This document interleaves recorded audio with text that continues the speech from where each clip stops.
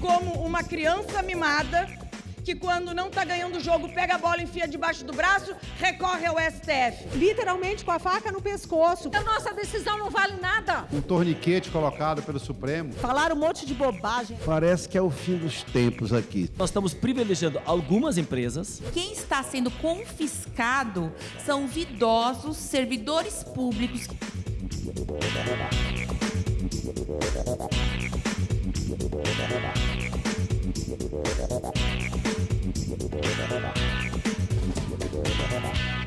O fim gradual da desoneração da folha de pagamento de 17 setores da economia foi a principal aprovação do plenário da Câmara nesta semana. A proposta de autoria do Senado surgiu depois de o Supremo Tribunal Federal considerar inconstitucional a lei promulgada pelo Congresso no ano passado, que havia prorrogado a desoneração até 2027. A justificativa foi de que a legislação não indicava recursos para suportar a queda na arrecadação, de forma que o novo projeto de lei, que teve a urgência aprovada na segunda, mas só foi votado na quinta-feira, aponta várias medidas para custear as isenções, como o uso de valores esquecidos em contas bancárias, que foi classificado por deputados de oposição como confisco. Com a desoneração, as empresas beneficiadas podem optar pelo pagamento de contribuição social sobre a receita bruta, com alíquotas de 1 a 4,5%, em vez de pagar 20% de INSS sobre a folha de salários. A proposta seguiu para a sanção presidencial. O orçamento público, o povo brasileiro tem que aprender que tem duas caixas. Tem duas formas de retornar. Uma forma é retornar para os ricos, bilionários, que aí vai pela dívida pública, vai pelos juros. É o que eles gostam, sobe dinheiro para isso. A outra forma é voltar para os pobres. Volta para os pobres sob a forma de educação, saúde, geração de emprego, infraestrutura. E é isso que eles querem que corte. Falaram um monte de bobagem aí de rico, de milionário, não tem nada a ver com isso. Não tem nada a ver com isso. Porque tributar banco, vocês acham que o banco vai cobrar de quem? De quem tem conta, o mais pobre. Então, isso está caindo em cima do mais pobre, né? É uma questão lógica. Tudo que for para cima de tributar mais alguém, vão repassar isso nos impostos e quem vai pagar isso é o mais pobre. E outra coisa também que eu acho importante falar aqui, a gente votou a desoneração. E este projeto aqui é reoneração. É uma matéria que veio do Senado Federal, teve o apoio praticamente unânime no Senado e precisa ser votado aqui. E hoje é a urgência para ver se a gente vota ao mérito amanhã. É uma matéria importante para os municípios. Eu não sei como é que tem partidos ali, o PL, não sei mais quem, encaminhando voto contra os municípios. É aquele projeto que beneficia os municípios. E as empresas que tiveram o benefício da desoneração para gerar emprego. Parece que é o fim dos tempos aqui. Há em torno de 25 a 26 bilhões de reais de impacto no orçamento da União sobre esta desoneração. As medidas para evitar que o governo aumente a tributação para os contribuintes, as medidas precisam ser também tomadas a efeito, que são atualização de bens no imposto de renda, as residências compradas há muito tempo, terrenos, etc. Há uma proposta para a atualização do imposto de renda e o eventual pagamento, em vez de 15%, 4%. O prazo dado pelo Supremo para aprovação do projeto antes que as alíquotas voltassem a ser cobradas integralmente se encerrava na quarta-feira e os deputados tiveram de correr para conseguir aprovar o texto base da proposta, faltando poucos minutos para meia-noite. Nós já votamos a desoneração várias vezes, derrubamos o veto do presidente. Estamos aqui cumprindo uma determinação do Supremo que tem que ser até o dia 11. Senão todos os setores, os 17 setores vão perder. Não é possível. Se nós votarmos daqui uma semana, daqui um mês, se nós votarmos a desoneração, haverá desoneração. Agora nós viramos o quê? Nós somos manipulados pela vontade de um ministro ou dos ministros da Corte, é isso? Por que nós estamos ocupando essa tribuna, esse plenário, se a nossa decisão não vale nada? A situação que se coloca o parlamento hoje, com essa discussão aqui na frente, como você está vendo, né, num torniquete colocado pelo Supremo, dando prazo para a gente, e numa situação de que, se não votar hoje, pode cair tudo. Quer dizer, no final, quem está legislando não somos nós, estamos legislando aqui por obrigação imposta para nós, sem prazo. Se quisermos votar um destaque, vai ser difícil, porque tem que voltar para o Senado, como nós ficamos. A época da presidenta Dilma, quando esse projeto das desonerações foi feito, ele foi feito para alguns setores que estavam com dificuldade para passarem a ter competitividade para um determinado período. Apenas isso. Depois, esta casa que ampliou para todos esses setores. E é bom que a gente diga, quando uma empresa, diferente de outras que estão pagando os 20%, então nós estamos privilegiando algumas empresas, as demais pagam religiosamente os 20%, mas estas empresas aumentam os seus lucros, não têm a garantia do emprego, e esse dinheiro, isso é bom que a gente diga, ele deixa de ser arrecadado para a Previdência, ou seja, alguns patrões ficam com dinheiro que deveria ser recolhido para a aposentadoria do trabalhador e ficam na mão delas. O artigo 43, ele mata, sufoca as entidades filantrópicas, digo isso pelas santas casas, porque ele mexe na imunidade tributária. E para mexer na imunidade tributária das entidades, teria que ser uma lei complementar. Então, no mérito, o projeto é ruim e na forma, o projeto já nasce eivado de inconstitucionalidade. Isso sem falar no artigo 44, que, descumpridas as obrigações acessórias, impõe multas altíssimas, não só para as entidades filantrópicas, mas para todas as empresas, acabando com o poder, acabando com a estrutura orçamentária das empresas, já tão sobrecarregadas por todos esses impostos que o governo vem inserindo e cobrando das empresas. Não menos importante é um confisco. Não podemos admitir o confisco. O artigo 45 traz o confisco dos bens do patrimônio do cidadão que, por algum motivo, ainda não foi reclamar daquele dinheiro que está no banco. Eu fui muito sincera com o ministro Haddad e disse para ele que esse tema tinha sido discutido há poucos meses atrás. Eu entendo que a gente não muda de ideia num curto espaço de tempo. Nós podemos até ser convencidos. Eu não sou uma deputada que não sou aberta a mudanças de comportamento, de ideia, que entendo que as coisas mudam, mas não num curto espaço de tempo e muito menos num assunto tão importante quanto esse. E disse para o ministro, e mostrei para ele o meu relatório, que o meu relatório seria contrário àquele projeto por eles apresentados. Esse assunto já tinha sido tratado aqui, assunto encerrado. O Congresso já tinha decidido a respeito da desoneração até o final de 2027. Então, o que faz o governo? Não contente, como uma criança mimada, que quando não está ganhando o jogo, pega a bola, enfia debaixo do braço, recorre ao STF. E agora nós estamos aqui a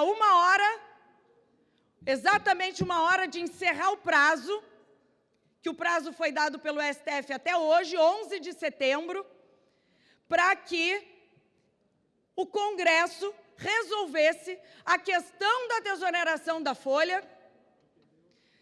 E, a partir de amanhã, os 17 setores que empregam mais de 10 milhões de pessoas nesse país não precisem pagar uma conta gigantesca desde janeiro, que vai quebrar milhares de empresas, que vai acabar com milhares de postos de trabalho. A matéria chegou nessa casa há dias e dias.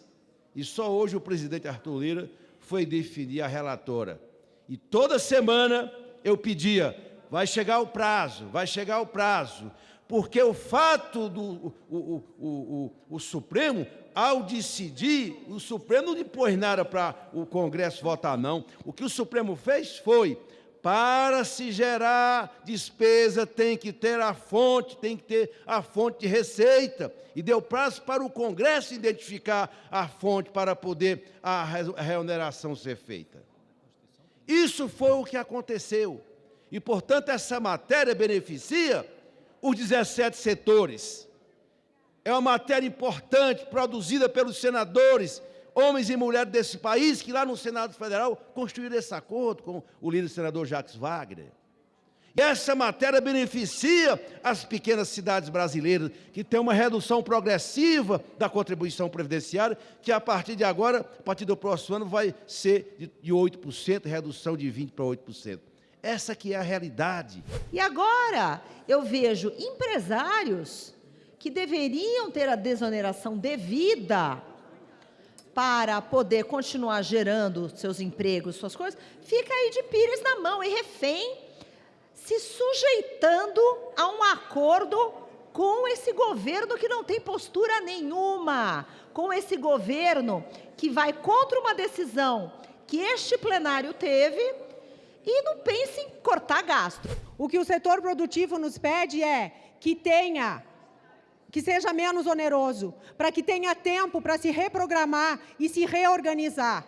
Mas, ao mesmo tempo, nós aqui, como deputados, como legislativo, estamos reféns de uma decisão e de uma desorganização, literalmente com a faca no pescoço, com a corda no pescoço, tendo que votar no último minuto algo que é extremamente prejudicial, porque tem um jabuti que traz uma multa exorbitante de até 1,5% do faturamento da empresa, que traz confisco. Esse projeto, ele vai buscar uma justiça tributária e vai tentar buscar um equilíbrio para a previdência social desse país. E quero lembrar aqui que quem está sendo confiscado são os idosos servidores públicos que recebem 1, 2, 3 salários mínimos e tem 14% dos seus vencimentos confiscados. Aí sim, ou ainda os demais servidores públicos que enfrentaram a pandemia e tiveram confiscados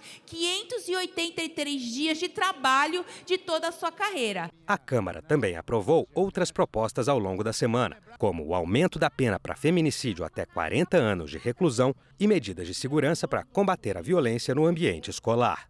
O projeto, de autoria do deputado Alfredo Gaspar, do União de Alagoas, prevê a reserva de, no mínimo, 2% do Fundo Nacional da Segurança Pública para tais medidas. E, para acessar os recursos, as escolas terão de implantar planos de prevenção e combate à violência, além de instalar câmeras de vigilância e o chamado botão do pânico. A matéria agora segue para a análise dos senadores. O Brasil está doente. O mundo caminha na mesma direção. A violência escolar chegou definitivamente dentro do ambiente que deveria ser de aprendizagem e de paz. E nós, parlamentares, há bom tempo, estamos chegando com a legislação enxuta de diretrizes que impactam diretamente no tempo de resposta, desde o botão de pânico ao treinamento dos nossos professores, desde a prevenção com vídeo monitoramento até termos a padronização de como agir, seja na escola do Norte, seja na escola do Sul. A escola não pode ser um espaço de violência, nem pode ser um espaço que ameace. Ela tem que ser um espaço de acolhimento, de desenvolvimento de uma cidadania, de uma consciência crítica, um espaço que resiste à tentativa que alguns querem de romper com toda a diversidade. É espaço, portanto, de elaboração de direito ao contraditório e à construção de uma sociedade mais justa e mais igualitária. Tem que ter, sim, mecanismos rápidos de comunicação com as autoridades públicas de segurança para qualquer caso de violência, de ocupação, de invasão. Tem que ter, sim, alguma orientação, plano de defesa, mas ela não pode virar um bunker e com, inclusive esse é um ponto nodal, câmeras de videossegurança espalhadas por toda a escola. Por exemplo, a Campanha Nacional pelo Direito à Educação sugere no entorno da escola, para proteger aquela relação. Lá dentro pode surgir, inclusive, favorecer elementos posteriores de discriminação, de bullying. Então, a gente tem muita restrição, sobretudo, a esse aspecto. Em João Pessoa, nós já temos essa autorização para que as escolas possam contratar segurança armada, que, ao meu ver, deveria ter em todas as escolas, inclusive nas municipais, nas públicas. Por que não usar, por exemplo, a guarda municipal, que poderia ficar na portaria das escolas? Infelizmente, em João Pessoa, temos muitas comunidades que têm, inclusive, tentativas de venda de drogas dentro da escola. E com um guarda armado ia inibir essas pessoas e ia dar segurança às nossas joias preciosas. Essa extensão do lar, que é a escola, não pode jamais ter um policiamento do qual as crianças se sentirão adultas, né, que estão aí num sistema marginalizado, porque se a criança vai armada, falta fiscalização nessa escola para essa criança entrar na sala de aula com alguma arma. Agora, isso não justifica o fato de você botar uma polícia realmente armada para tomar conta dos alunos numa escola, para evitar que coisas dessa natureza venham a acontecer. Nós, no Amapá, acabamos de perder, na segunda-feira, um jovem de 15 anos de idade, João Vitor Garcia, que foi brutalmente assassinado na frente da escola, protegendo duas colegas, duas meninas, que estavam sendo assaltadas por conta de uma bicicleta, brutalmente esfaqueado na frente da escola. E acho que isso, como pai, nos leva a uma reflexão, que é também quais são os dispositivos que nós temos, as escolas particulares, as escolas públicas, para pelo menos coibir esse tipo de atentado, esse tipo de acontecimento lamentável como viveu essa família que está enlutada hoje no Amapá, de 15 anos, um jovem de 15 anos foi brutalmente assassinado. Veja, não tinha registro na frente da escola. A polícia teve que lutar muito para conseguir realmente encontrar esse assassino.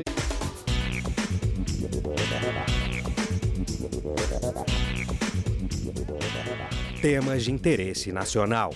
Debates em plenário. As reações e propostas dos deputados. Fatos e opiniões. Não dá mais para ser agravante de homicídio, ela tem que ter um tipo penal, e à época a senadora, a nossa deputada Rose Modesto, propôs essa medida, nós votamos, está lá. Mas Vossa Excelência vem para o parlamento, para brilhantar o parlamento, e pega essa ideia e amplifica. Amplifica fazendo o quê? Aumentando de 12 para 20 anos. Amplifica dizendo que, se não cumprir 55% da pena, não adianta pensar em regalia. Ela amplifica dizendo que, ora, se essa pessoa não respeita um cidadão, deputado Guimarães, como é que pode ser servidor público? Quem comete crime de feminicídio ou atentado à vida não pode servir ao público.